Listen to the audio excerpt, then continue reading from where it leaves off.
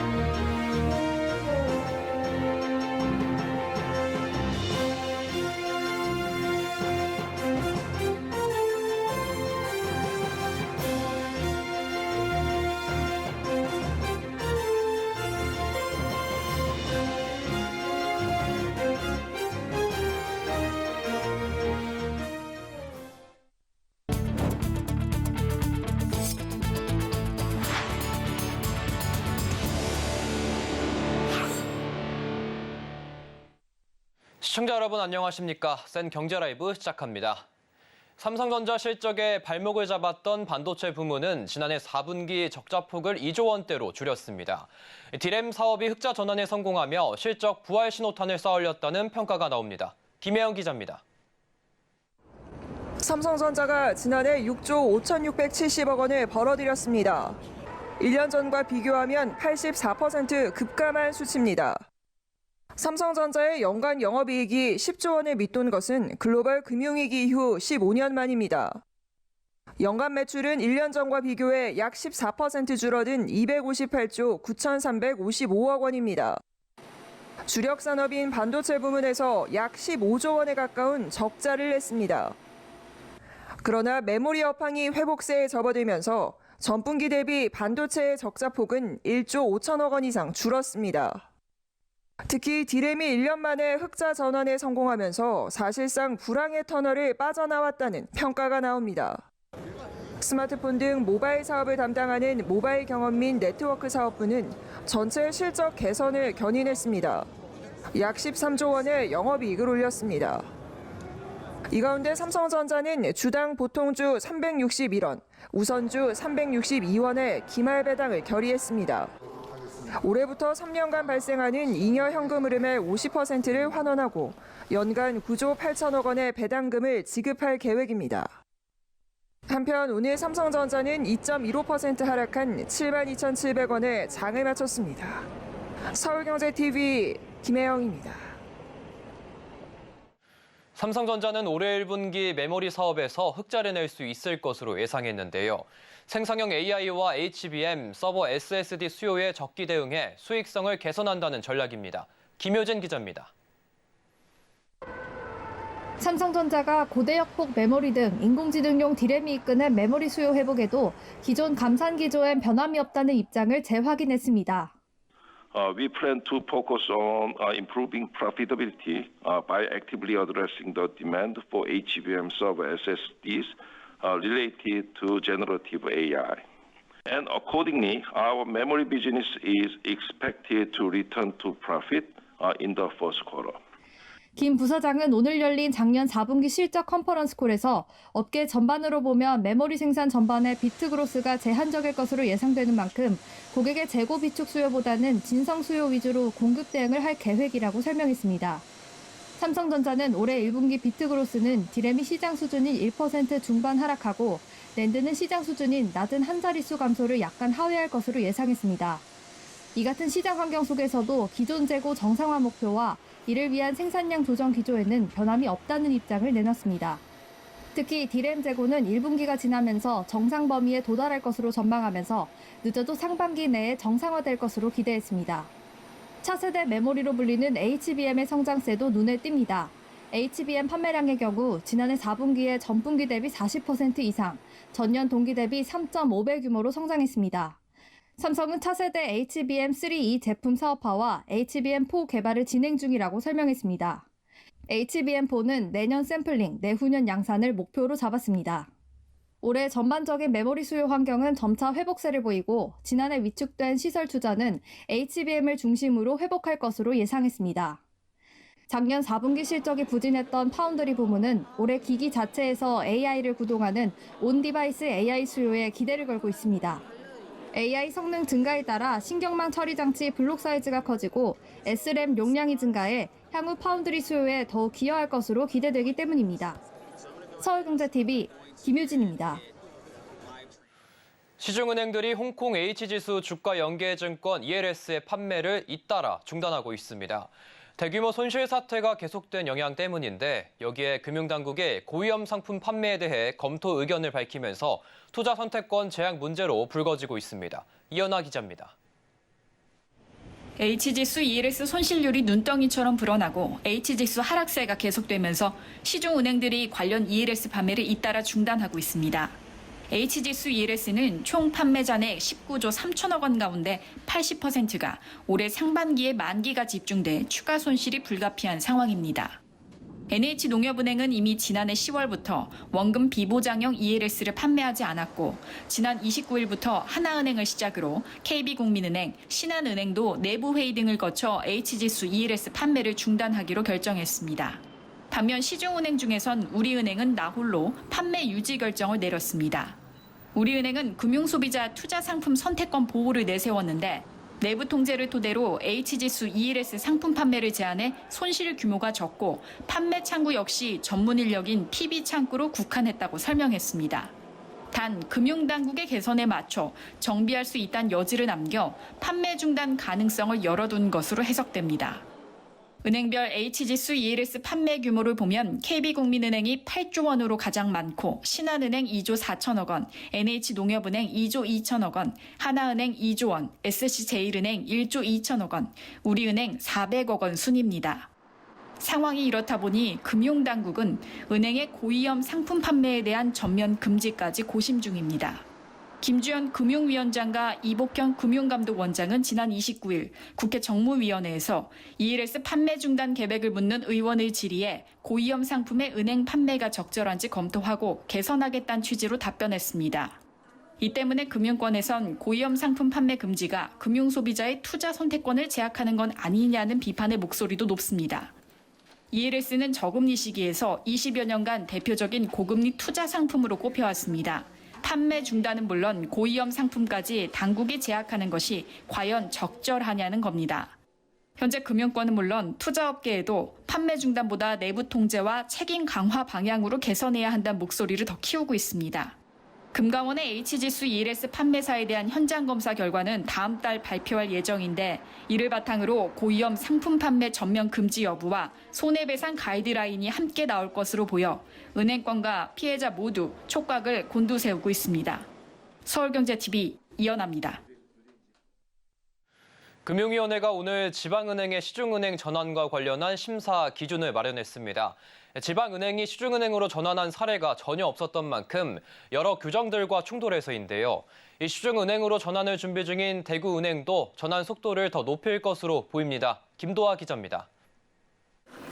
금융위원회는 오늘 오후 정례회의를 열고 지방은행이 시중은행으로 전환하는 심사 기준을 의결했습니다. 앞서 정부는 지난해 은행권 경쟁 촉진을 위해 지방은행을 시중은행으로 전환할 수 있도록 추진하겠다고 발표했는데 이번 기준 마련이 그 배경입니다. 지금까지 지방은행이 시중은행으로 전환하거나 신청한 사례는 단 한 차례도 없었습니다. 이 때문에 현재 은행법과 감독 규정엔 전환에 따른 규정이나 절차가 따로 마련돼 있지도 않았습니다.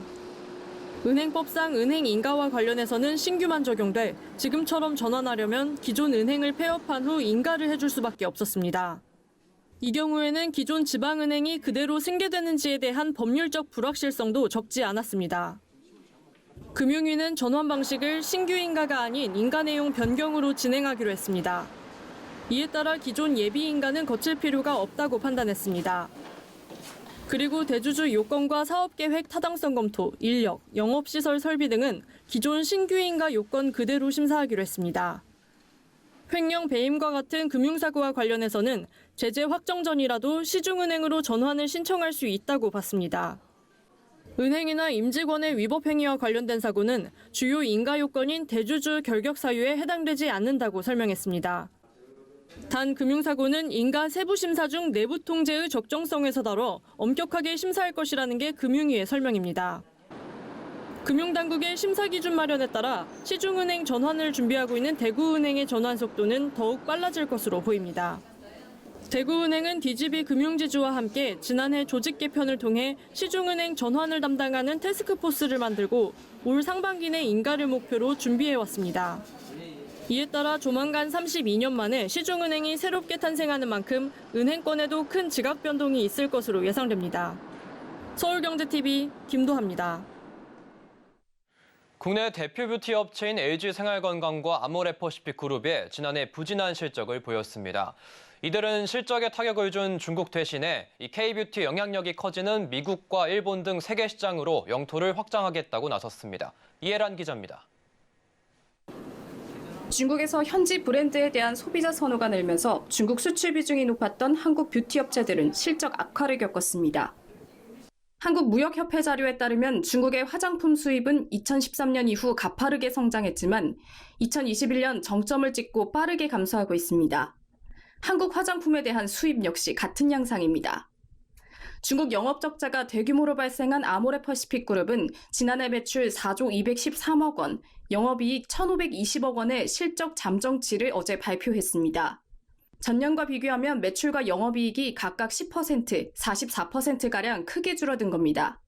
LG생활건강 역시 지난해 매출 6조 8,048억 원, 영업이익 4,870억 원으로 각각 전년 대비 5%, 31%가량 감소했습니다. 하지만 최근 중국을 제외한 글로벌 시장에선 K 콘텐츠 등에 힘입어 한국 화장품에 대한 수요가 높아지고 있습니다. 이에 이들 두 회사 역시 시장 다변화에 집중해 돌파구를 마련한다는 전략입니다. 아모레퍼시픽그룹은 지난해 4분기 국내 스킨케어 브랜드 코스알엑스를 인수했습니다. 코스알엑스는 틱톡을 활용한 글로벌 마케팅에 크게 성공하며 미국 아마존 내에서 높은 인기를 끄는 브랜드입니다.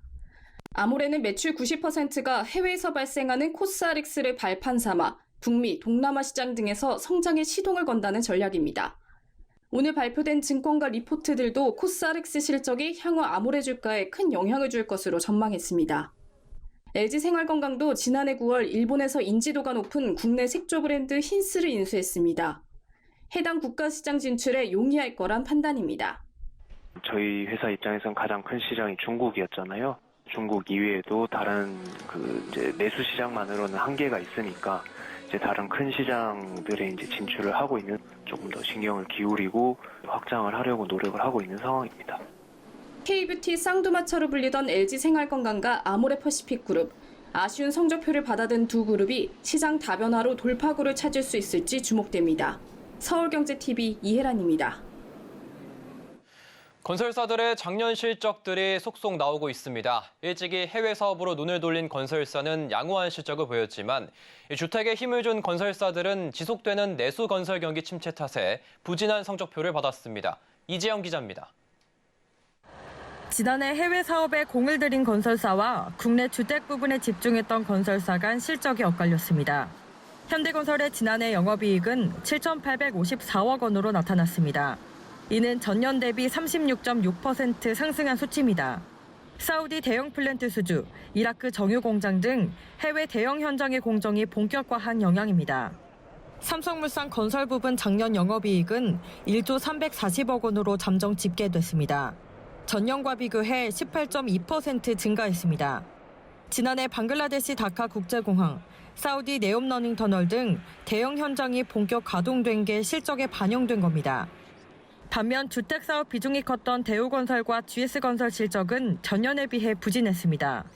대우건설의 지난해 영업이익은 6,625억 원으로 전년 대비 12.8% 감소했습니다. 매출은 11조 6,478억 원을 기록했는데 주택사업 부분이 7조 2,051억 원으로 가장 큰 비중을 차지했습니다. GS건설의 영업이익은 3,880억 원 적자를 냈습니다. 인천 검단 신도시 지하주차장 붕괴 사고 여파에 따른 겁니다. 또 매출 13조 4,370억 원 중 건축주택사업본부 매출이 10조 2,370억 원에 달할 만큼 주택 의존도가 컸습니다. 침체된 건설 경기 속 주택 원가율 부담과 미분양 관련 비용 등이 반영되면서 실적이 악화한 걸로 풀이됩니다. 서울경제TV 이지영입니다.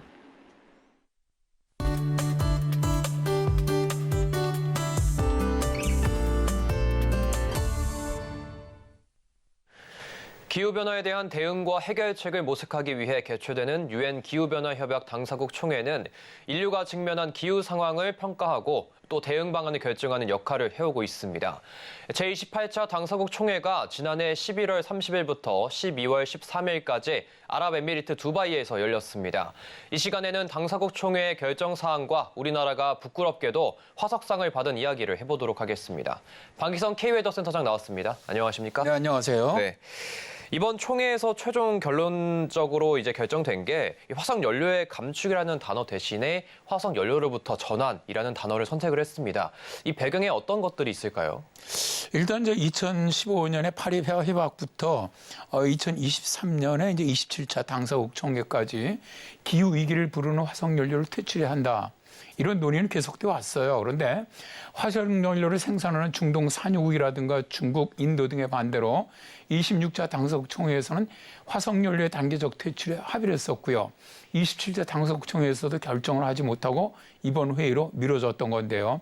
이번에 당사국 총회를 주최한 아랍에미리트를 비롯한 산유국들을 초안해서 단계적 퇴출 대신에 소비와 생산 감소로 물타기 된 그런 문구를 넣었습니다. 그러나 많은 나라들이 협상 이탈을 선언하자 폐막일을 하루 넘기면서 합의된 단어가 퇴출이나 감축이 아닌 화석 연료로부터의 전환이 된 겁니다.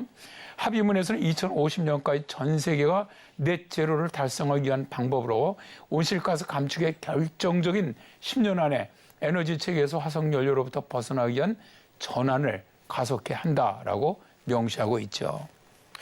작년 이집트에서 개최됐던 27차 당사국 총회에서 가장 컸던 이슈가 바로 이 손실과 보상에 대한 문제였는데 이 부분에 대해서는 좀 어떻게 결론이 났습니까? 그렇죠. 작년에 그 당사국 총회에서도 개막식에서 아우마드 자비르 의장이 손실과 피해 기금 운영 방안에 대한 결정문 채택을 선언했습니다.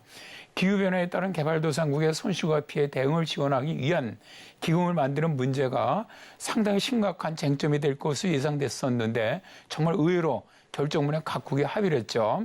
원래 기금 조성 초안이 5억 달러였는데 의장국인 아랍에미레이트가 기금에 1억 달러, 독일이 1억 달러, 이탈리아가 1억 유로, 유럽연합이 1억 4,539만 달러, 영국이 5,100만 달러, 미국이 1,750만 달러, 일본이 1,000만 달러 등을 기탁하면서 총 7억 달러를 넘어선 겁니다. 손실과 피해 의제에 대해서는 유엔 재난위험 저강국과 유엔 프로젝트 서비스국이 주최하기로 합의를 했고요.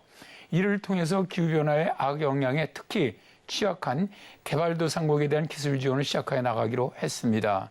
다만 저개발국의 손실과 피해 기금으로는 너무 적다라는 의견이 많았죠.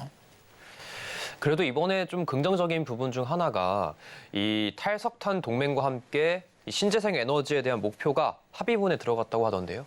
네, 그렇습니다.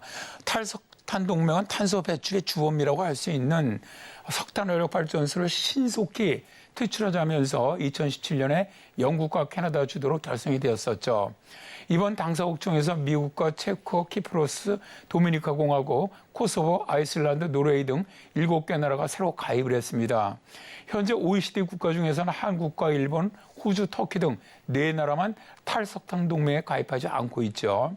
그리고 이번 당사국 총회에서 세계 재생에너지 설치량 3배 증가, 평균 에너지 효율 경제계획에서는 2배 증가 목표를 결정문에 넣은 것은 온실가스 감축에 아주 긍정적이라고 봅니다.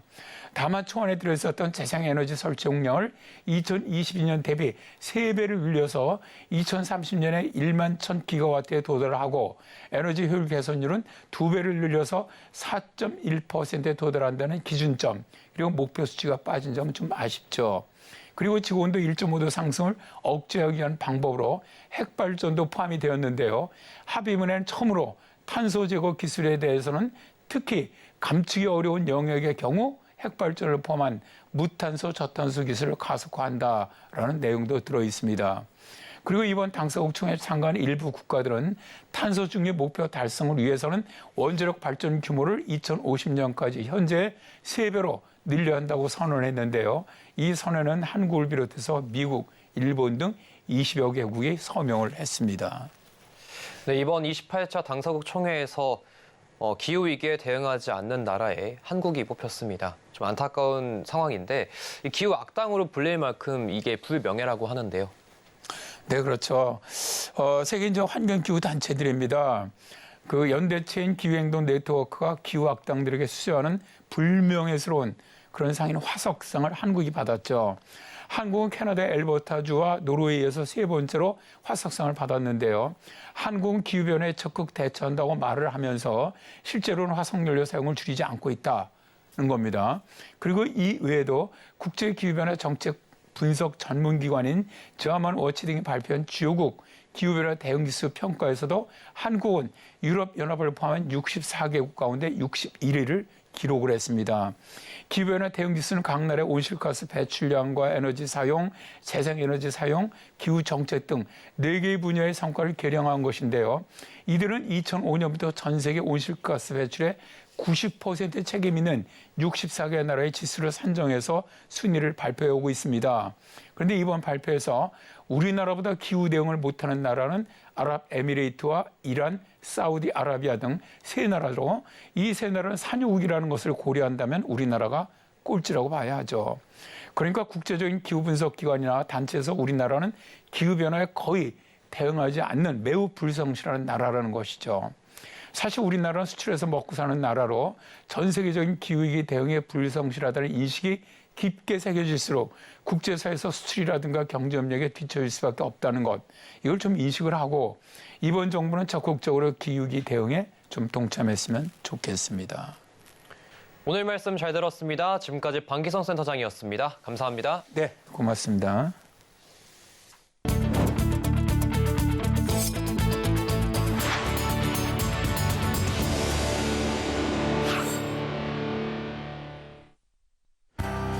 오늘 기아 주가가 전일 대비 5% 상승한 10만 2,900원으로 장을 마감하면서 시가총액이 41조 3,703억 원을 기록했습니다. 큰 형님격인 현대차 시총을 뛰어넘으면서 약 20년 만에 시총 순위가 바뀌게 됐습니다. 서울시가 지난해 발생한 인천 검단 신도시 아파트 지하주차장 붕괴 사고와 관련해 GS건설에 1개월 영업정지 행정처분을 내리기로 했습니다. 대한항공이 오늘 일본 경쟁당국인 공정추인위원회로부터 아시아나항공 인수와 관련된 기업 결합 승인을 받았습니다. 이로써 승인을 받아야 하는 14개 국가 중 미국과 EU 2곳만 남게 됐습니다. 남양유업 최대 주주가 홍원식 회장에서 사모펀드 운용사인 한행컴퍼니로 변경됐습니다. 남양유업 창사 후 60년간 지속되어온 오너 경영 체제가 막을 내리게 됐습니다.